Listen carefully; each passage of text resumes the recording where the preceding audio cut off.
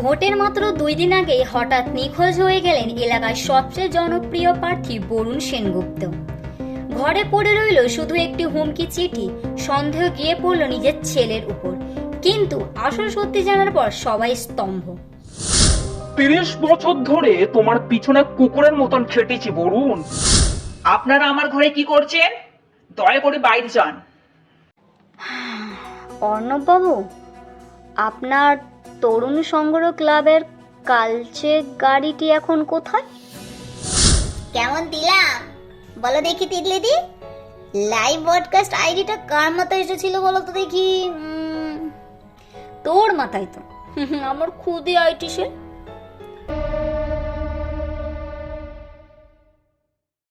সকাল থেকে বিধানসভা নির্বাচনের প্রচারে মুখরিত ছিল উত্তরপাড়ার বোসপুকুরের এলাকা।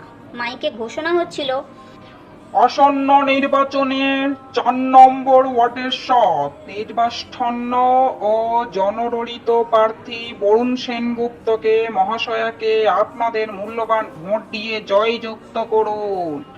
আসন্ন নির্বাচনে তিতলি তার বারান্দায় বসে চা খাচ্ছিল।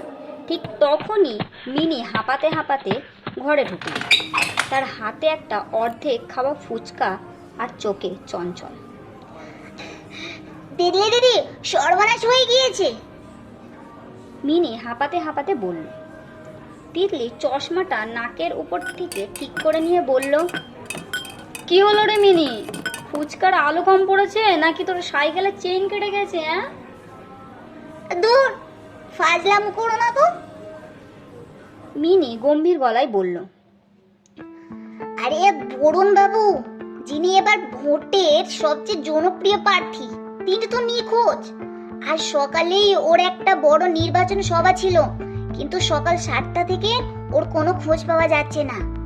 ওর বাড়ির লোক কাউকে কিছু বলছেও না, কিন্তু পাড়ার মোড়ে কান পাতলে সব শোনা যাচ্ছে। তিতলির চোখের দৃষ্টি তীক্ষ্ণ হয়ে উঠল। ভোট আর নিখোঁজ প্রার্থী, এর পিছনে অবশ্যই কোনো বড় চক্রান্ত আছে। সে চায়ের কাপটা টেবিলে রেখে উঠল। চল মিনি, বরুণ বাবুর বাড়ি গিয়ে দেখা যাক। তবে আমরা কিন্তু গোয়েন্দার পরিচয় দেব না। তুই হবি ওর কোনো এক দূর সম্পর্কের ভাগ্নি, আর আমি হব তোর দিদি। পারফেক্ট, মিনি বলল।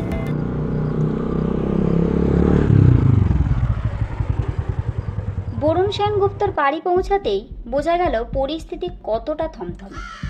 বাড়ির বাইরে উঠোনে কয়েকজন কর্মী জটলা করেছে। ভেতরে ঢুকতে দেখা গেল বরুণ বাবুর প্রধান নির্বাচনী এজেন্ট এবং ডান হাত সমরবাবু মাথায় হাত দিয়ে বসে আছেন।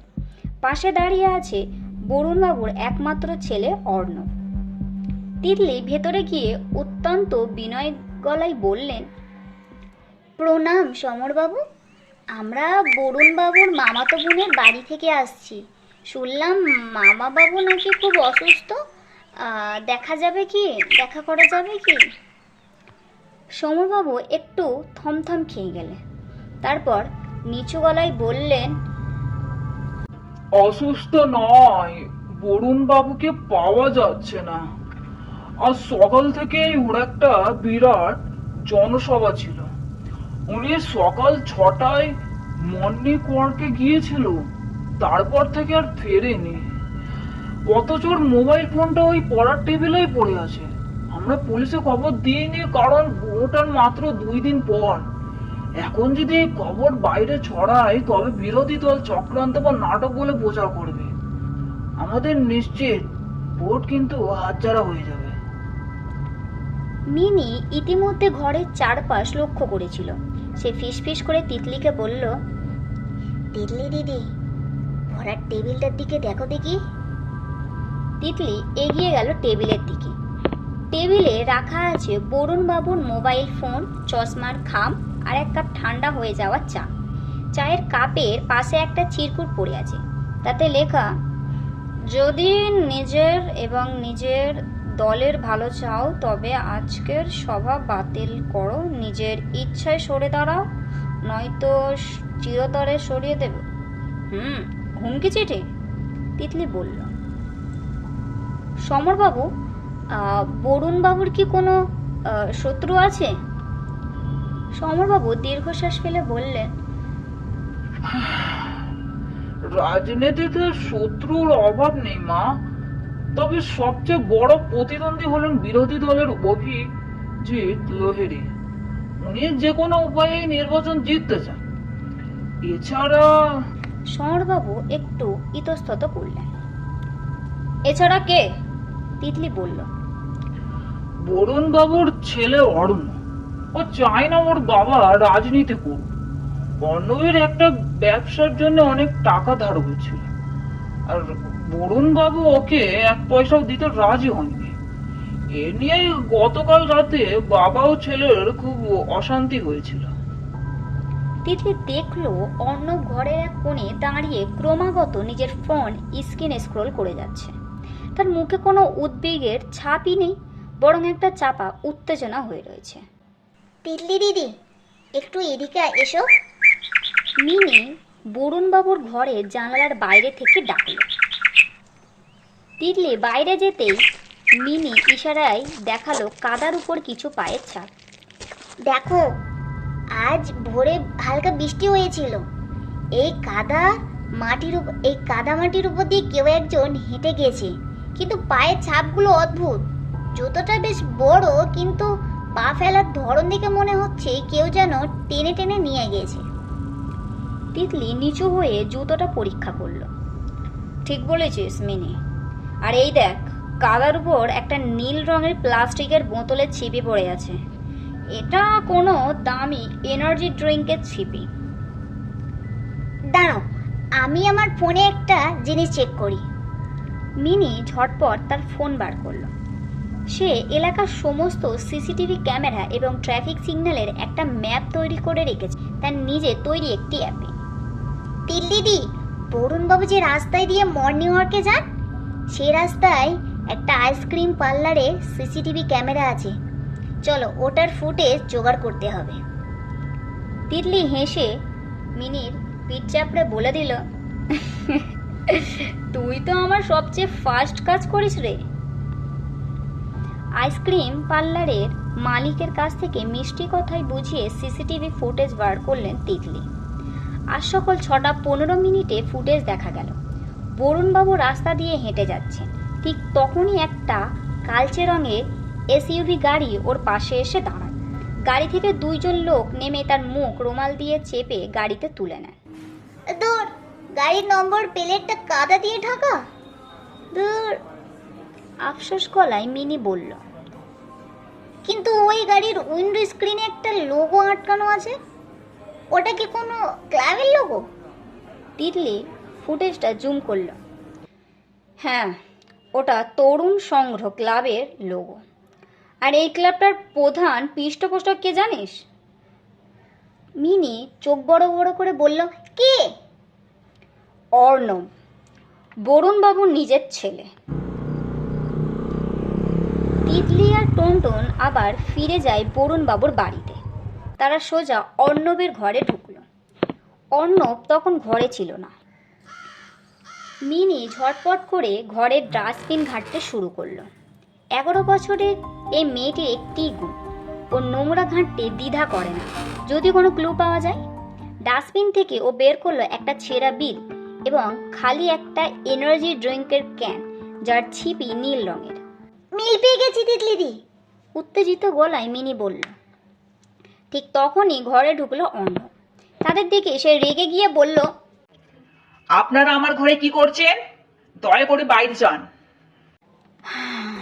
অর্ণববাবু, আপনার তরুণ সংগ্রহ ক্লাবের কালচে গাড়িটি এখন কোথায়? অর্ণব একটু থমথমে হয়ে গেল, কিন্তু সামনে নিয়ে বলল, ক্লাবেই আছে। কেন? কারণ আজ সকালে ওই গাড়ি করে আপনার বাবাকে অপহরণ করা হয়েছে, আর ঘটনাস্থলে আপনার এনার্জি ড্রিঙ্কের ছিপিও পাওয়া গেছে। আপনি আপনার বাবাকে কোটি টাকার ফান্ড হাতিয়ে নিতে আর ওর উপর রাগ মেটাতে এই কাজ করেছেন, তাই না? তিতলি জেরা করার ভঙ্গিতে বললেন। অর্ণব মাথা নেড়ে বলল, না না না, আমি বাবাকে ঘৃণা করলেও ওর ক্ষতি আমি করতে পারি না। হ্যাঁ, আমি ক্লাবের গাড়িটি নিয়েছিলাম গতকাল, কিন্তু কাল রাতে সমর কাকা গাড়িটা ওর একটা পরিচিত লোককে দেওয়ার জন্য আমার থেকে চাবিটা চেয়েছিল। তিতলি আর মিনি একে অপরের দিকে তাকালো। সমরবাবু, সমরবাবু, বরুণবাবুর সবচেয়ে বিস্তত লোক। সমরবাবুর ফোন নাম্বার ট্রেস করলো, গম্ভীর গলায় তিতলি বলল। মিনি তার ফোনে খুটখাট করে আঙুল চালালো। ওর ফোনে জিপিএস লোকেশন দেখাচ্ছে এই এলাকার পরিত্যক্ত কোল্ড স্টোরেজে। জায়গাটা এখান থেকে প্রায় 3 কিলোমিটার দূর।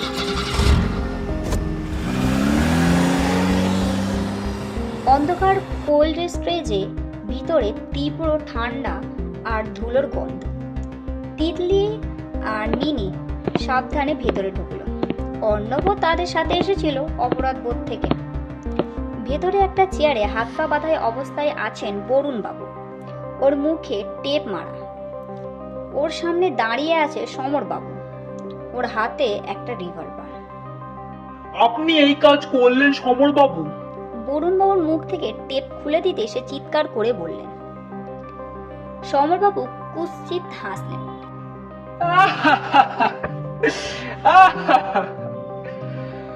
30 বছর ধরে তোমার পিছনে কুকুরের মতন খেটেছি বরুণ, কিন্তু প্রতিবার তুমি নিজের টিকিট পাও, নিজে মন্ত্রী হও, আর আমাকে ফেলে রাখো ওই সস্তায় এজেন্টের পদে। এবার অজিত লেহারি আমাকে 5 কোটি টাকা অফার করেছে তোমাকে এই ভোট থেকে সরিয়ে দেওয়ার জন্য। আমি শুধু তোমাকে আটকে রাখবো ভোট দিন পর্যন্ত, তারপর জিতলে তোমাকে আমি এখান থেকে রেহাই করে দেব, আর তখন আমি হব নতুন কিং মেকার। কিন্তু আপনি জিততে পারবেন না সমরবাবু। অন্ধকার থেকে হেঁটে বেরিয়ে এলো তিতলি, তার পিছনে মিনি আর অর্ণব। সমরবাবু চমকে উঠে বন্দুক ত্যাগ করলেন। তোমরা এখানে পুলিশকে জানালে আমি ওখানে বরুণ বাবুকে শেষ করে দেব। মিনি পকেট থেকে তার ফোনটি বার করে উঁচিয়ে ধরল। আমরা পুলিশকে জানাইনি সমরবাবু, কিন্তু আপনার এই সব কথা সরাসরি ফেসবুকে লাইভ সম্প্রচার হচ্ছে। এই মুহূর্তে আপনার এলাকার প্রায় 25,000 মানুষ আপনার এই লাইভ স্বীকারোক্তি দেখছেন। দেখুন কমেন্ট বক্সে কেমন গালিগালাজ দিয়ে আসছে। সমরবাবু হতভম্ব হয়ে নিজের ফোনটির দিকে তাকাতে গেলেন। সেই সুযোগে অর্ণব ঝাঁপিয়ে পড়ে ওর হাত থেকে বন্দুকটা কেড়ে নিল। মিনি প্রযুক্তির মারপ্যাচে কুপাত করে দিলেন সমরবাবুকে। কিছুক্ষণের মধ্যে বাইরে পুলিশের গাড়ির আওয়াজ শোনা গেল। নির্বাচনের দিন সকাল, ভোট কেন্দ্রে মানুষের উপচে পড়ছে ভিড়। বরুণবাবু সুস্থ শরীরে ফিরে এসে নিজের মনোময় পথ প্রত্যাহার করেননি, বরং দ্বিগুণ উৎসাহে ভোট লড়ছে। বিশ্বাসঘাতক সমরবাবু এখন শীঘ্র অন্ধকারে। অর্ণব তার ভুল বুঝতে পেরে তার বাবার নির্বাচনের কাজের দায়িত্ব নিজের কাঁধে তুলে নেয়। তিতলি আর মিনি বুথের বাইরে দাঁড়িয়ে আইসক্রিম খাচ্ছিল। মিনি বলল, কেমন দিলাম বলো দেখি তিতলিদি? লাইভ ব্রডকাস্ট আইডিটা কার মাথায় এসেছিল বলো তো দেখি? তোর মাথায় তো। আমার খুদে আইটি সে। তিতলি হেসে মিনির মাথায় হাত বুলিয়ে দিল। আজ তুই না থাকলে রহস্যর জোট এত সহজে খুলতো না তো, তাই না? এই ছিল আমাদের আজকের গল্প। বয়স কোনো ম্যাজিক নয়, আসল ম্যাজিক হলো বুদ্ধি আর সাহসের মেলবন্ধন। ভোট আসে, ভোট যায়, কিন্তু সত্যের জয় সবসময় অটুট থাকে। কেমন লাগলো আমাদের তিতলি আর মিনির এই জুটি?